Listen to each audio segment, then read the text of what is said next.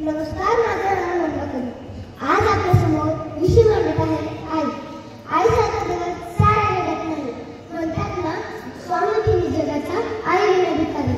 रस्त्याने जाताना किंवा खेळताना आपण पडलो आणि काही लागलं तर आपल्या तोंडातून पहिला शब्द बाहेर येतो, तो म्हणजेच आई गं. त्या जगात सगळं विकत घेता येतं, पण आपल्या मुलावर जीवापाड प्रेम करणारी आई कधीच विकत घेता येत नाही. आईची मोठी फार मोठी आहे. आ म्हणजे आत्मा, ही म्हणजे ईश्वर.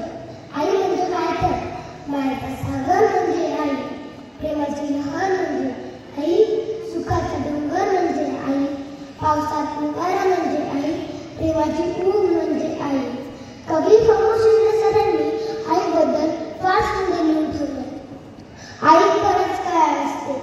लंगड्याचा पाय असते, वासराची गाय असते, दुधावरची साय असते, लेकराची माय असते. आई असते जन्माची शिदोरी, सरतही नाही आणि उरतही नाही. मात्र